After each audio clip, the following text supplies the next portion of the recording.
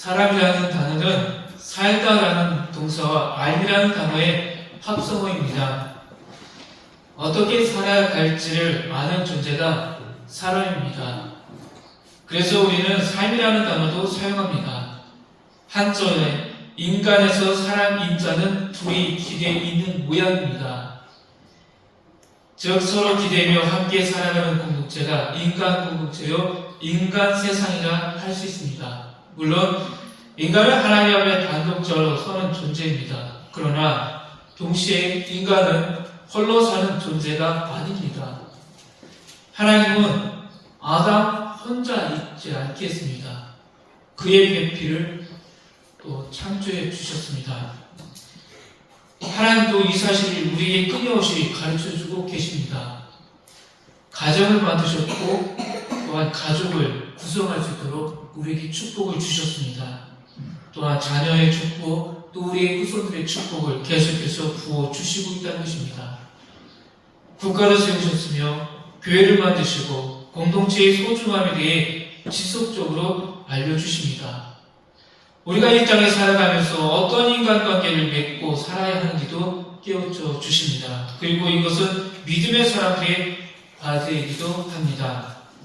본문은 교회가 온 세상에 화해와 하나됨을 위한 그리스도의 도구가 되는 위대한 사명을 수행하기 위하여 그리스도인들이 어떠해야 할지를 말해주고 있습니다. 첫 번째로 부르심을 받은 일에 합당하게 행하라고 하고 있습니다. 사도 바울은 본문 1절에서 부르심을 받은 일에 합당하게 행하라고 권면하고 있습니다. 부르심을 받은 일이란 바로 하나님께서 이루시는 하나됨을 위한 그리스도의 도구가 되는 것이며 합당하게 행하는 것이란 다름 아니라 교회 안에서부터 그 지체들이 먼저 하나됨을 이루는 것을 말하고 있습니다. 머리가 하나이면 그 머리에 딸린 몸도 하나이고 그 몸에 속한 지체가 아무리 많아도 그것들은 오직 한 몸을 이룰 뿐이듯이 교회의 머리이신 그리스도에게 속한 모든 그리스도인들은 교회라는 한 몸을 이루고 있다는 겁니다. 머리가 무엇을 하고자 할 때 그것은 몸을 통해 이루어지는 것이며 그것은 오직 몸의 각 부분들이 서로 바르게 잘 연결되어 선한 상태에 있을 때에만 가능하듯이 그리스도께서 역사하시기 위해서는 교회가 온전해져야 합니다. 즉 교회의 지체들인 모든 성도가 서로 잘 연합하고 하나가 되어야 한다는 말씀입니다.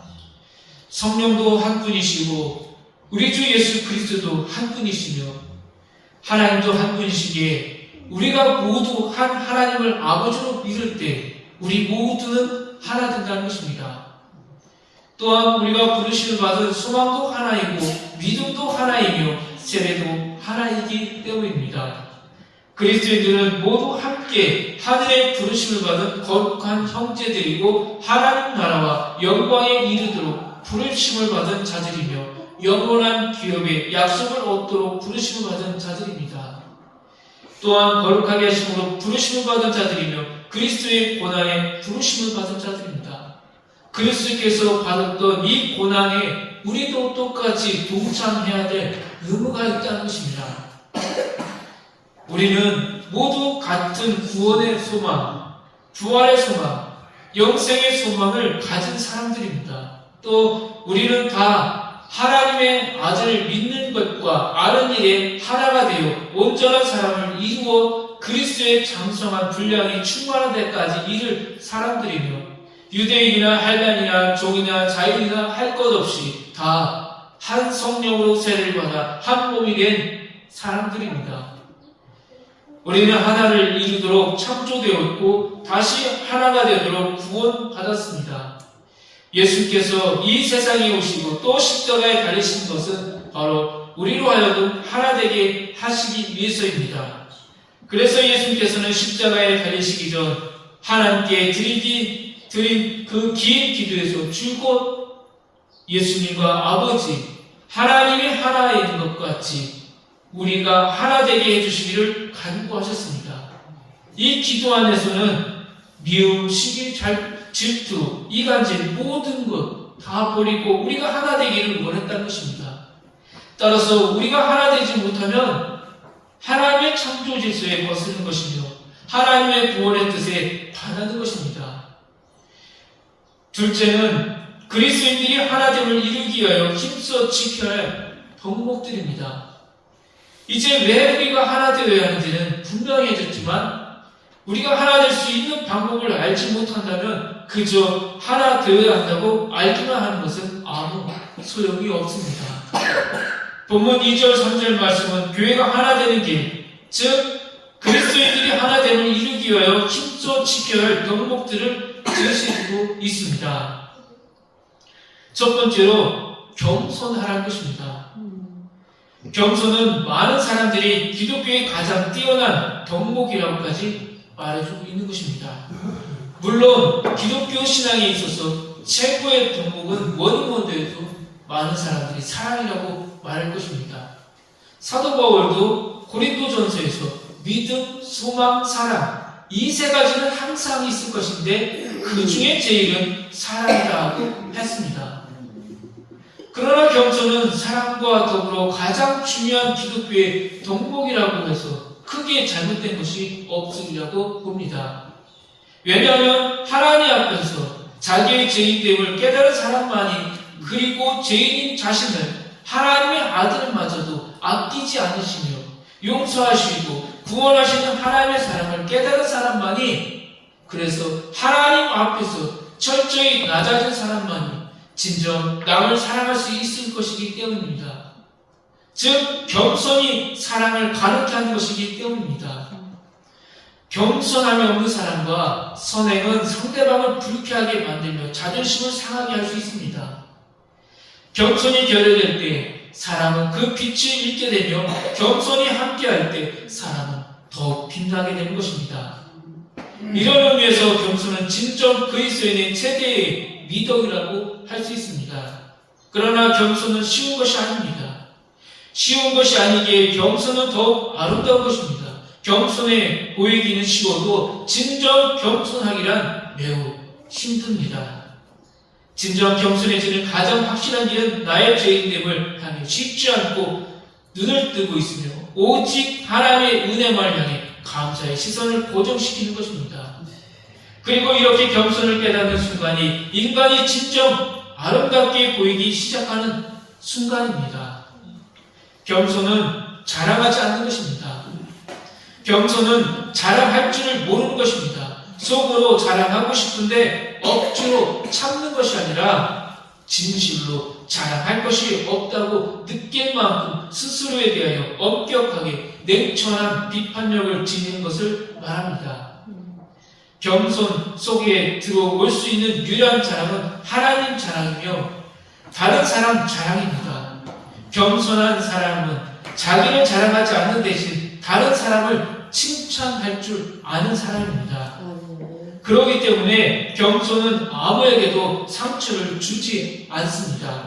그래서 누구나 겸손한 사람은 좋아하고 존경합니다.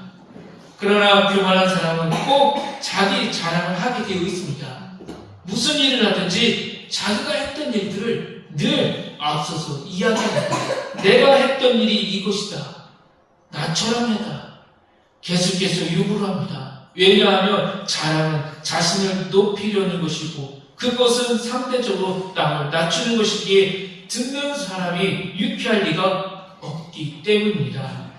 그래서 사도 바울은 가장 먼저 겸손을 이야기한 것입니다.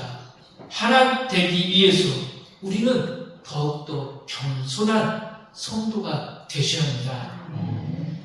그리고 이어서 온유입니다.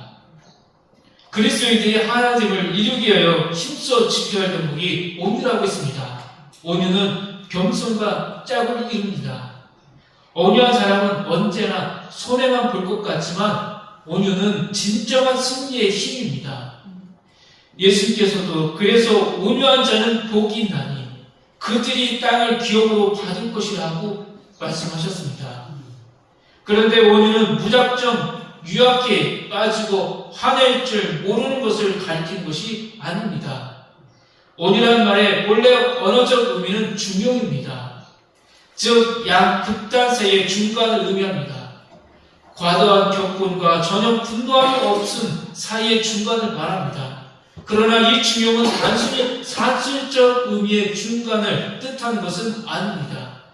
진정한 중용은 미적지근하거나 어정쩡한 중립을 의미하는 것도 아닙니다. 온유는 차라리 정말 분노해야 할 때는 분노합니다. 분노해서는 안 될 때는 분노하지 않는 것을 말합니다. 그리고 진정한 온유는 분노할 때 분노하되 미움 때문이 아니라 사랑 때문이며 사적인 감정에서가 아니라 하나님의 의 때문에 분노하는 것을 뜻합니다. 하나님의 의라면, 이 복음이라면 내가 이 모든 것을 쏟겠다. 하나님도 예수님도 때로는 분노하셨습니다. 하나님의 분노는 언제나 사랑 때문이며 의 때문이었습니다. 또 온유함은 감정이 없거나 성질이 없거나 또는 힘이 없어서 그저 순할 수밖에 없는 처신을 가리키는 것이 아닙니다. 감정도 있고 성질도 있고 힘도 있으나 그 모든 것을 제어할 줄 아는 것이 온유입니다. 예수님께서 예루살렘에 입성하셨을 때 그 안에 장사꾼들의 상을 기업하셨을 때에 예수님은 온유하셨지만 이것이 잘못된 것을 아셨기에 뒤엎으시면서 화를 내셨고 이들 앞에서 진정 이 성전의 의미가 무엇인지 가르쳐 주셨습니다. 이어서 오래 참음입니다. 하나님을 위해서는 이 오래 참음이 있어야 합니다. 오래 참음 또한 기독교의 아주 귀하고 중요한 덕목 중에 하나입니다. 사도 바울은 이것을 성령의 열매의 하나로 꼽았습니다. 잠시 또는 한동안 참는 것이 아니라 오래 참을 줄 아는 것입니다. 그런데 이 오래 참은 그저 힘이 없으니까 할 수 없이 참는 무력함이나 비굴함이 아닙니다. 고대의 훌륭한 신학자의 한 사람이 크리소스톰은 이것을 복수할 힘이 있으나 안 하는 것이라고 정리했습니다. 오래 참음은 모욕과 중상까지 참아낼 수 있음을 뜻합니다. 오래 참음은 하나님을 닮아가는 것이며 하나님의 인자하심과 용서의 은총에 응답하는 것입니다. 왜냐하면 오래 참음은 우리 인간을 향하신 하나님의 가장 고유하고 고마운 성품이며 우리의 구원의 원동력이 되기 때문입니다. 또한 그리스도께서는 오래 참음의 가장 큰 모범이 되어 주셨습니다. 이어서 사랑입니다. 사랑은 쌍방적이고 조건적이며 이해타산에 기초한 가변적인 사랑이 아니라 부모가 자식을 향해 갖는 것과 같은 순수하고 무조건적이며 변함없는 사랑입니다. 남을 나와 똑같이 여기는, 아니 남을 나보다 먼저 생각하고 더 소중히 여기는 사랑, 원수마저도 용서하고 사랑하기를 힘쓰는 그런 사랑을 말하는 것입니다. 그리스도인들이 하나됨을 이루기 위하여 마지막으로 평안입니다. 평화라고 할 수도 있습니다. 이것은 앞에 네 가지가 선행될 때에 이루어지는 것이라고 할 수 있습니다. 어쩌면 결과라고 할 수 있습니다. 즉 겸손과 온유와 오래 참음과 사랑, 이것은 곧 평안을 만들며 이 평안은 곧 하나됨을 이루어간다는 것입니다. 사도 바울은 교회가 하나 되기를 원했습니다. 싸우거나 다투거나 이간질하거나 시기와 질투로 교회가 무너지는 것이 아니라 세워지기를 원하면서 에베소서 교회뿐만 아니라 오늘 이 시대의 교회들에게도 하나 되기를 원했다는 것입니다. 오늘 본문의 말씀은 우리가 이 땅에 살아가면서 어떤 인간관계를 맺고 살아야 하는지 또한 깨우쳐주는 말씀이라고 할 수 있습니다. 교회뿐만 아니라 우리가 머무는 가정, 우리 사회, 이 나라와 민족도 하나가 되어야 한다는 것입니다. 정치로 여야가 달라지는 것이 아니라 지금은 하나가 될 때라는 것입니다. 교회도 하나가 되어야 되고 또한 우리 가정도 하나가 되고 우리 나라와 민족도 하나가 될 때라는 것입니다. 이념과 이데올로기 갈등으로 계속 깨지는 이 나라가 아니라 계속 깨어지는, 무너지는 그런 교회가 아니라 하나님의 말씀으로 세워가기를 원하는 그런 교회가 되어야 될 것입니다. 아멘. 누군가를 만나거나 공동체 안에 들어올 때 긴장되고 두려움이 누구나 있습니다. 내가 저 공동체에 들어갈 수 있을까? 이렇게 주변에 있는 사람, 처음 오는 사람에게 우리가 환대를 할 때 엄청난 역사가 있다는 것입니다. 힘들어하는 성도, 나약한 성도, 연약한 성도들에게 우리가 먼저 손을 내밀어주고 우리가 예수 실천을 할 때에 교회는 하나가 될 수 있다는 것입니다. 그러나 우리가 공동체를 형성하기 위해 가장 중요한 건 내가 먼저 상대방을 귀히 여기고 존중할 줄 아는 마음이 있어야 된다는 것입니다. 나는 있는지, 우리 교회는 있는지, 우리 사회는 있는지, 우리 가정은 이러한 하나 되기가 위해서 예수님의 마음이 있는지 다시 한번 우리가 돌아봐야 될 때라고 할 수 있습니다. 그렇게 될 때 공동체가 사도 바울은 세워질 수 있다는 것입니다. 우리 모두 하나님의 은혜를 받은 자들입니다. 이 은혜는 누구나 받은 은혜였지만 우리는 이 은혜를, 하나님의 은혜를 공짜로 다 받고 누리고 있는 자들입니다. 이 은혜에 또한 하나님의 부르심에 합당하게 행하는 성도가 되셔야 합니다. 아멘. 하나 되는 것은 모든 그리스도인에게 주어진 지상 명령입니다. 우리 교회가 하나가 되기 위해서 이제 앞으로 더욱더 힘쓰셔야 합니다. 그러기 위해서 서로서로 겸손과 온유와 오래 참음과 사랑과 평안을 맺는 줄로 성령이 하나 되게 하신 것을 힘써 지키는 우리 모두가 되기를 소망합니다. 아멘. 기도하겠습니다. 하나님, 우리가 주 안에서 하나 되게 해주신 은혜에 감사드립니다.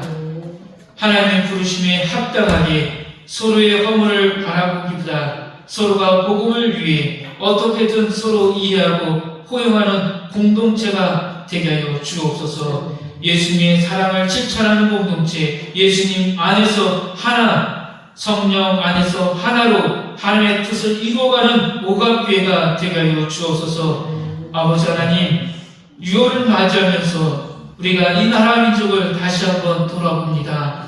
하나님, 이념의 갈등으로, 이데올로기 갈등으로 깨어지는 나라가 아니라 하나님 말씀으로 다시 하나가 되어서 세워지는 나라, 성령의 충만한 이 대한민국이 되게 하여 주옵소서. 아버지 하나님께서 이끌어가는 이 민족 되길 원합니다. 하나님께서 역사해 주시는 우리 가정, 우리 모든 공동체, 우리 삶이 되길 원합니다. 하나님께서 하나 되게 해주시고 주의 은총을 베풀어 주옵소서. 예수 그리스도의 이름으로 기도합니다. 아멘.